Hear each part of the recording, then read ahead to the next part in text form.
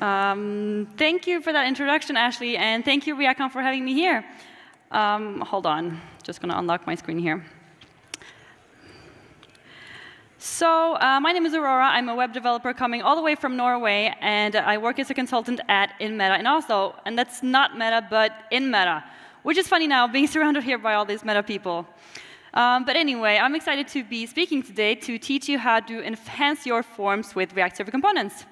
And I'm going to be coding a simplified version of something that I've built for my current consultancy project, where I'm actively using RC, and it's working well for us.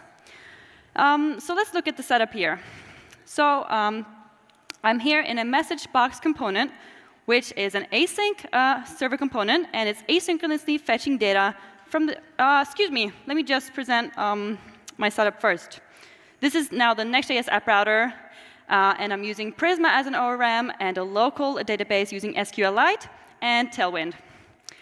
So the message box component is a server component and is async because it's asynchronously fetching data from the database with Prisma here. And it's mapping these to individual message display components. And this is also a server component because it's essentially just showing some UI here based on whether the user has written the message. And then there is a message input. And this is just a form that doesn't do anything. And I can just try it out. Doesn't do anything. So let's enhance this with React Server Components and React 19. And the goal will be to make this interactive while reducing the front-end complexity and minimizing the JS on the client. So let's start by making this form work. So I'm going to use React 19's extension of the form element to bind this to a server action. Excuse me, submit message. And this could be an action on the client, but since we're using server components, we can use a server action here. I'm going to make a new file for this. And this is going to be a server action, so we need the use server directive. And this essentially means that this function can now be called from anywhere, like from a client component, because it has a hidden post endpoint generated. So I'm going to export an async function called submit message. And it will take in a form data object here of type form data. And what this means is that each field inside this form will be submitted with its value in this form data. Yeah, pretty much that's it. And we can use that to submit to the database. So I'm going to create a message in the database with some data.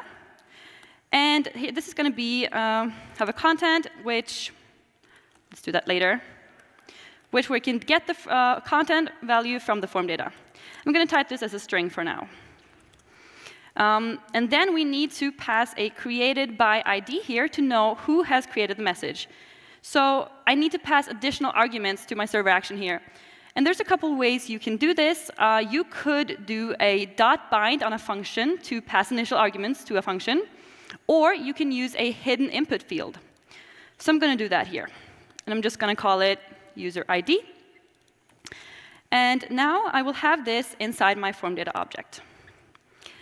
So I'm just going to close this off and save and import my submit message server action.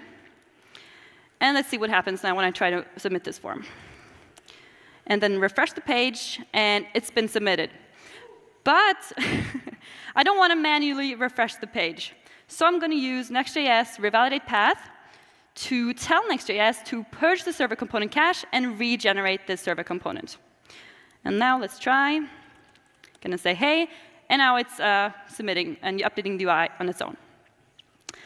So just by doing that, I have now bound this form to an action, and this can, without JavaScript, call the server action and query or insert in my database. So if you remember Sam's talk yesterday, he had this initial setup of excuse me, I'm going to reference that later. Anyway, but if I had used the onSubmit here, I would have had to wait for React to hydrate this form to be able to submit to the database. Where I'm using the action, I don't have to wait for that. But the scroll bar was like here after I submitted, and I would like it to automatically be at the bottom. So I'm going to go to my message box component here and replace the div with an automatic scroller. And this is a client component because it's using an effect to, with a mutation observer, listen for mutation events and automatically scroll to the bottom of the container. And this is a client component, but since it has the children property, or it could be any name, but I'm using the children property, this will now wrap server components. So I'm still rendering server components inside the automatic scroller. So let's just see if it works. It's scrolling to the bottom. And I can also look inside the dev tools here and see that there is no message display in this DevTools because that's still a server component, and only the automatic scroller is a client component. Yeah, this is messed up now. Is that OK? Yeah. So if I head back to my message input and the submit message server action, I've been typing this as strings. But I don't really want to do that because this is essentially untrusted input. I have no idea what's coming from the client here. So I'm going to use a runtime validator like Zod for that. And it will, at runtime, check that my data is of the type that I'm expecting it to be. So I'm going to get a result from that. And I'm going to say message schema. And I'm going to safely parse an object and move my object inside this. And then I can use the result to insert into my database. And then I need to handle the case where my validation failed. So if it's not a success, throw an error. I'm just going to say invalid message data here. So when I now comment out my client-side validation here and try to click the button, I will get an error. And you can handle that however you want, for example, with an error boundary. So I'm going to add an error boundary around the message input and wrap that. And it just has a fallback saying something went wrong. So now when I click this, not like that, with an empty invalid message here, the error boundary will render it for me.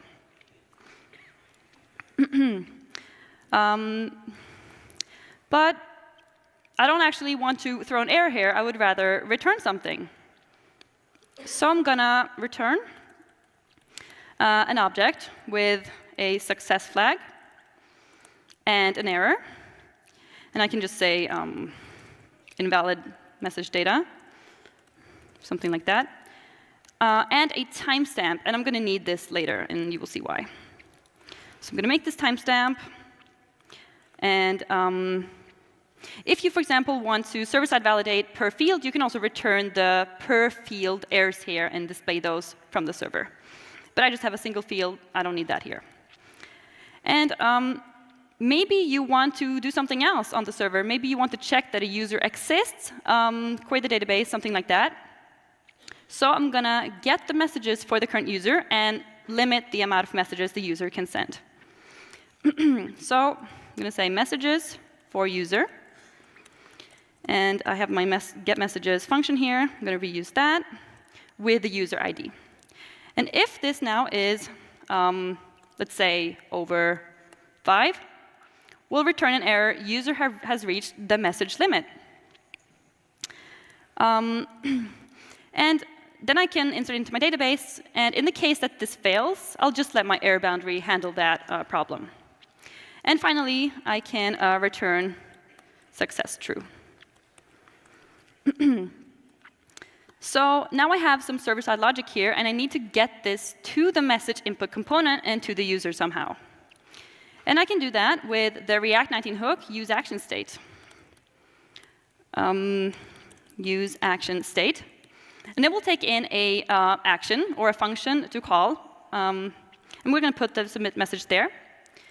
And an initial state. And I'm just going to say success false. False. And this use action state can now return a generated component state, which will be equal to first the initial state, and then after the last returned value of use action state, of the function inside use action state. And then it will return a wrapped action to call, and by convention, you should call that submit message action. And I can put this on my form. and use the state to display the error that the server is returning.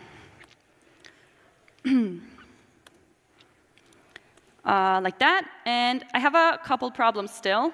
First of all, this is now using a hook. And if you're going to use a hook, you need to tell the bundler that it should load the JS on the client for this. So I'm going to say use client.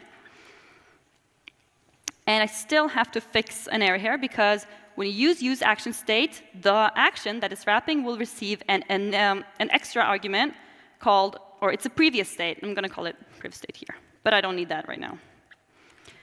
I'm going to make a type for that really quickly. Oops. And the function will now return a promise of that state.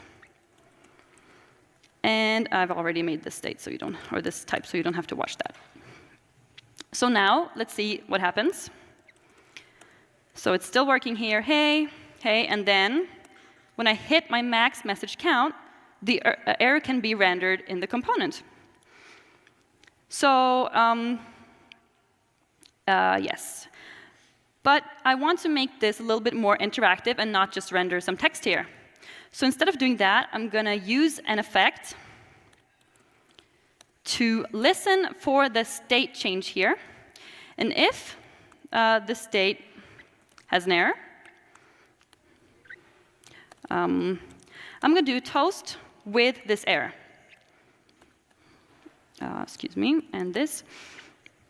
And then I need the dependency array here, if I can type my curly brackets, which I'm not able to right now. There we go. And we also need it to depend on the timestamp so that it will rerun whenever the timestamp changes. I'm going to say state.timestamp. And let's just try it out. Hi, this time. And I get a toast now. So I don't actually need this span anymore, but instead of removing it, I can leave it as a no script fallback, so that if there is no JavaScript, I will still be able to see the error from the server. So now I only get a toast here. Yeah.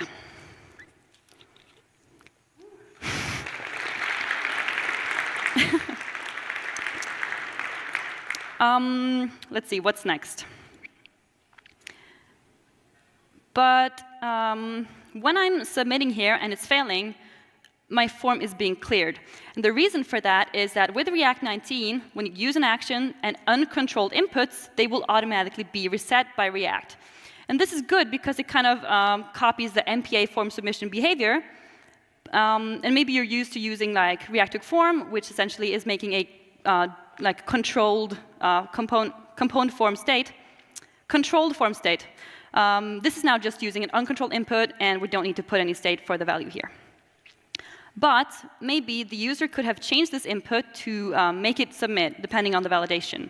So let's return also this value from the submit message function here, and just return the value that has been submitted. And what we can do is leave this as the default value of the input, so that if there's an error, it will be here the default value. So now when I say, hey, it won't be cleared for this error. And still, there's something to improve here, because I'm using a local database, and it's responding quickly, but in reality, when you do the round trip to the server and back, this could take a while. It could be kind of slow. So now when I click, I don't see any feedback right away. And maybe I'm like inputting something and it's not sending. I would be sending multiple by accident. But luckily, the use action state also returns a is pending, or a value that is equal to the pending state of the action that is wrapping. So now I can use this pending state, or pending Boolean, to disable my button, and maybe say something else here, like is pending sending. So let's just try that out. Now it's saying sending, being disabled as the server is, as we're waiting for the server here. And let me just increase the max messages here to 8 and try the non-failing version again. So it's sending, it's scrolling, resetting the form.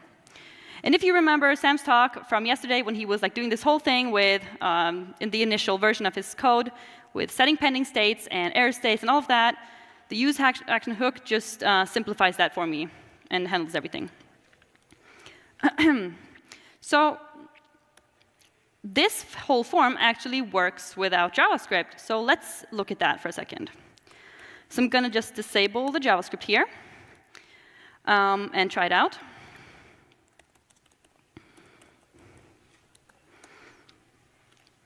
And it worked. I'm not getting the automatic scrolling. I'm not getting the feedback on the button. And I'm getting a full page refresh. But it's still fully functional. So let's just see that again. It's working. And one more time. Oops. And then I hit my max message count. And the no script fallback is rendered instead. So what we... Oh, yeah. We can clap for that.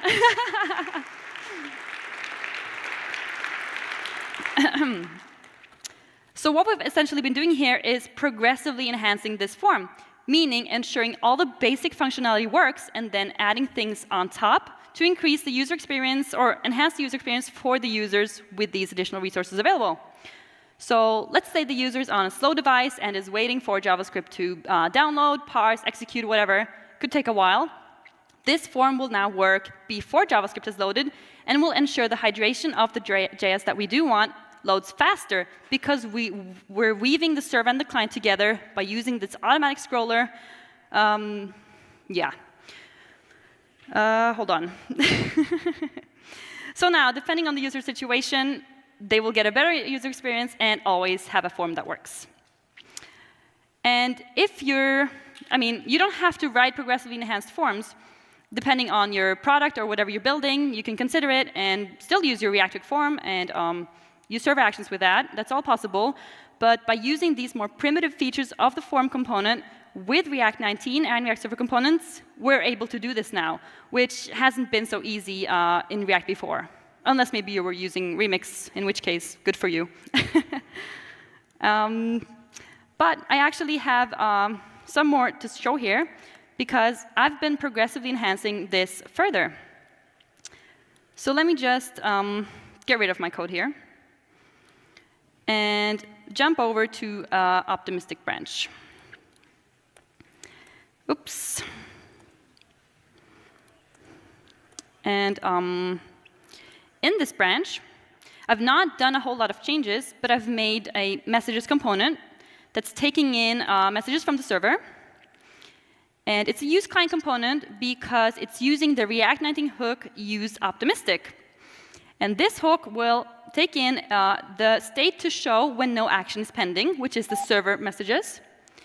And it will define a update function, which is how the optimistic state is going to be updated. And the optimistic messages have an is sending true here.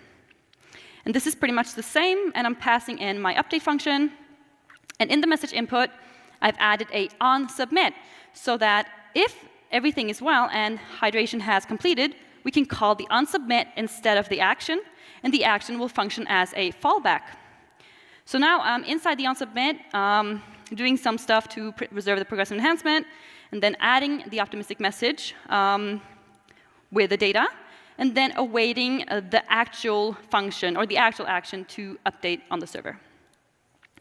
So let's see how that works. You can say, hey, hi, test.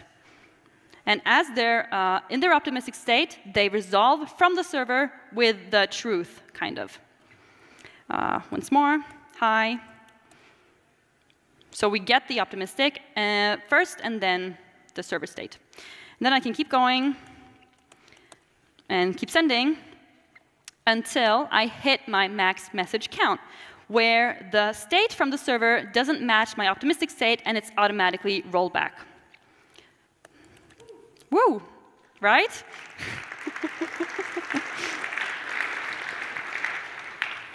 And when it's failed, it's also rolling back here. So that's pretty much it for the demo. I hope you get excited about this stuff as well, like me. And the code for this is on my GitHub if you want to look at it. The optimistic update is in a branch. And thank you, React Conf, for having me. Thank you.